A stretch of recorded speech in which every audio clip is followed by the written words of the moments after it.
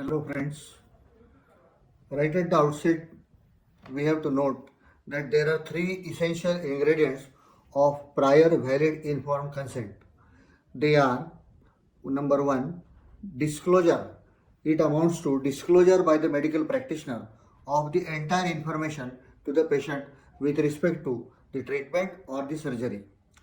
Second is the capacity of the patient, which is his ability to understand the procedure and to decide with sound mind and exercise his discretion about the consent. And the third is the voluntariness, which means that the patient should have signed the consent with voluntary frame of mind, in the sense that the consent should have been signed without fraud, coercion, undue influence, mistake, or misrepresentation. This forms a valid consent if all these ingredients are satisfied. Burden of proof would be upon the medical practitioner to prove that a valid prior informed consent has been obtained.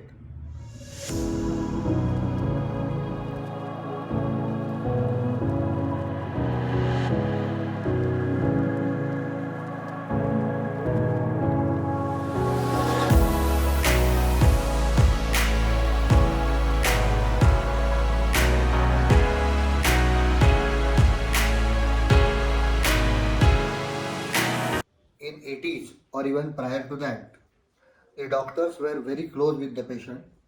Doctors were supposed to be next to gods. And to be more exact, courts also used to think and used to confer upon doctors a paternalistic approach while dealing with the patients. Courts were of the opinion that the doctors, though in dominant position, have a paternalistic duty towards the patient, and they will try to relieve the patient of the pangs and the sufferings, and therefore there was no necessity of anything like consent. It was presumed that impliedly when the patient comes to a doctor, he has agreed to the treatment and the surgery of the doctor.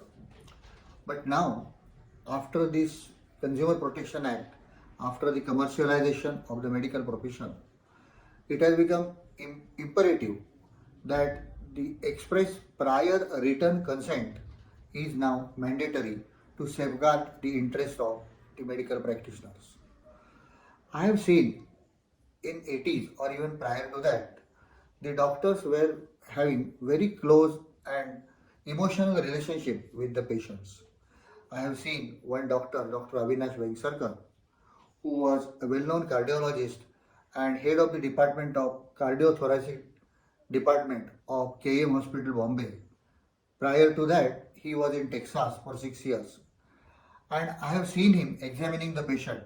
He was a dedicated medical practitioner in the sense that he used to allot much time and give much time to the patients in examination, auscultation, in taking ECG, and he used to give special priority to his patients. That is, in fact, he used to give more time listening to the patients, and therefore at that time I remember that there was no question of any disputes between the doctor and patient. I have given example of one Dr. Avinash Vengsarkar. There were several other doctors in 80s and 70s who were also devoted to the profession of medicine, medical surgery also, and they were a sort of support and shelter to the patients. Now the time has changed, tables have turned. Therefore now the consent has become essential. Now about the consent in foreign countries, I have talked with you in the last video. In that reference, I would like to state that the consent in UK, they refer it to as real and valid consent. What the law expects in UK is real and valid consent, whereas in USA, what is required is the prior informed consent.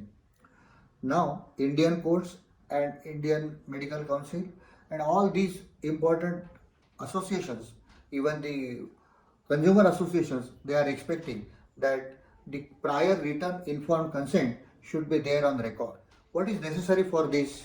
Recently, Supreme Court has stated that the printed form of consent, if it is signed by patient, it is not enough.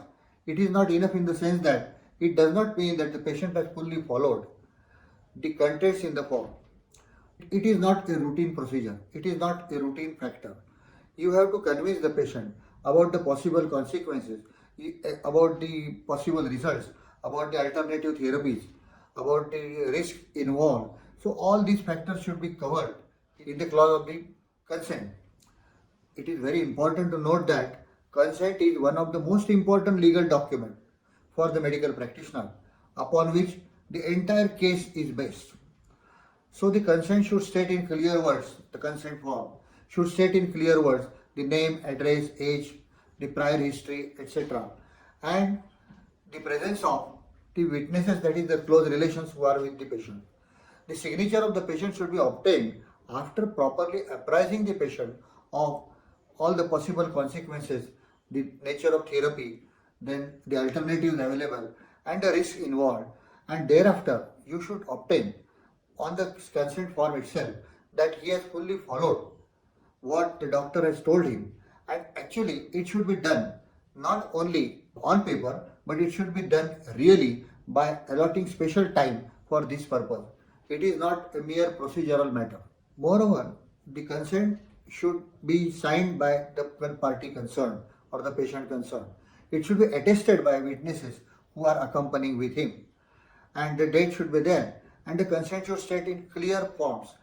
Moreover, the doctor is supposed to write that the consent form has been explained to the patient and that the patient has fully explained the nature of ailment and the possible consequences have been explained in simple words, and the patient has followed it. And doctor should also shine over it so that he also becomes an attesting witness to the form of the consent. And there comes more concrete reliability on the form of the consent. That is my honest and humble feeling with respect to the consent form.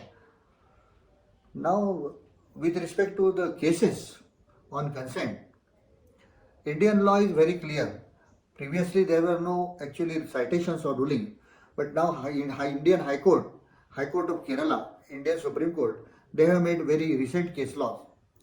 In one case, which is known as Dr. Thomas versus Elisa, in that case, it so happened that the patient, that is Elisa's husband, he was suffering from appendicitis, and there was a case of perforated appendix, and peritonitis had already developed, and he was having severe groaning pain. So he went to Dr. Thomas. Dr. Thomas told him that he should be operated. Then Dr. Thomas actually did not do any operation and said in court that he did not give me the consent for operation. But then the contention was made on behalf of the Elisa that actually he was ready for the consent and the doctor was asking for some bribe, and doctor had gone to other clinics for surgery and he did not spare time for this patient. And in the meanwhile, the patient's condition worsened, and without surgery, the patient died there. And therefore, the matter came in the High Court. And the High Court said that it was the sole and absolute responsibility of the doctor concerned to do the surgery and to see that the proper information is given and proper consent is obtained by giving proper information to the patient.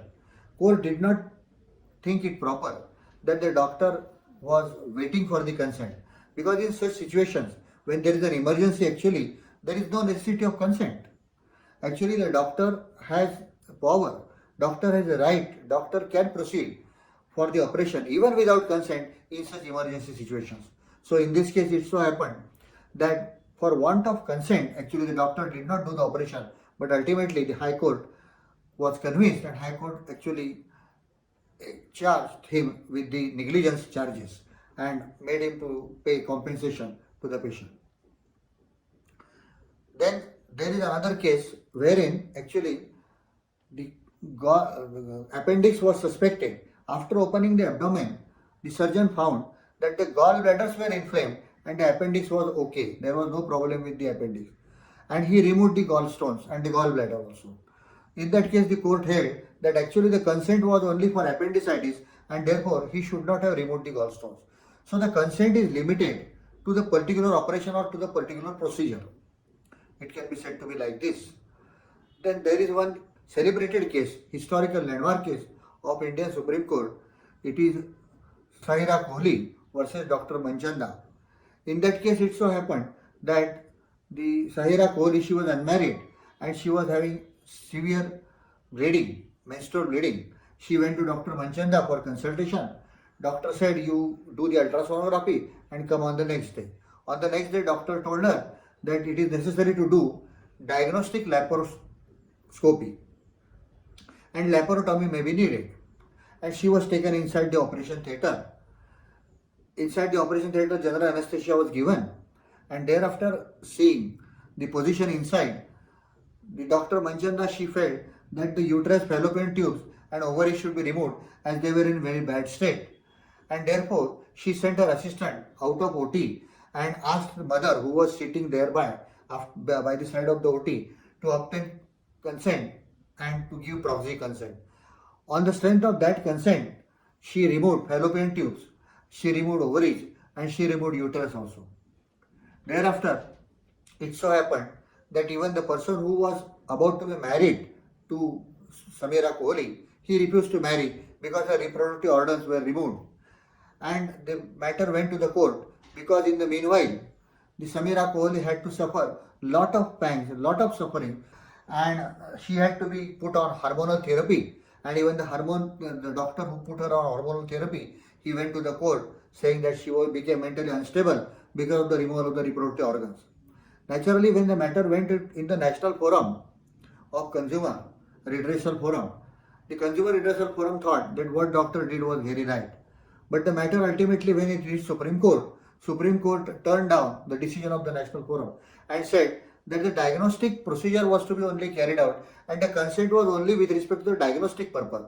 Whereas actually what did was therapeutic surgery, and this is contraindicated. Actually it should not have been done because the patient had suffered a lot and she could not be married also because of that. And therefore, what if the consent is obtained for diagnostic purpose, then only that should be carried out and other organs should not be removed or other procedures should not be carried out. However, there is an exception to this. In case of an emergency, doctor is like a god, and in case of an emergency or a critical situation, doctor is allowed to do surgery or to carry out the medical treatment as per the disease or as per the damage, as per the problem inside the body.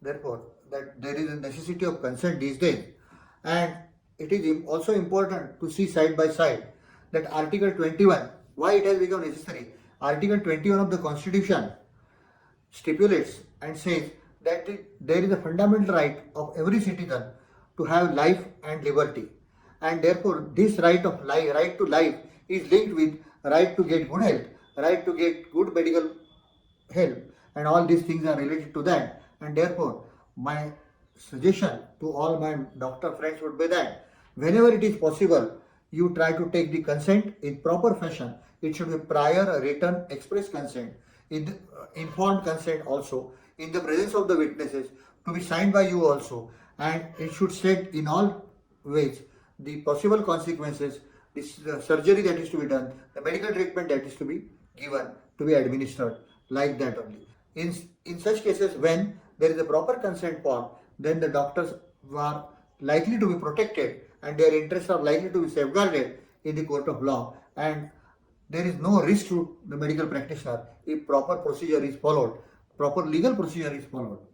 I have seen in number of videos made by doctors on the consent, and I am surprised and amazed how they have made such videos.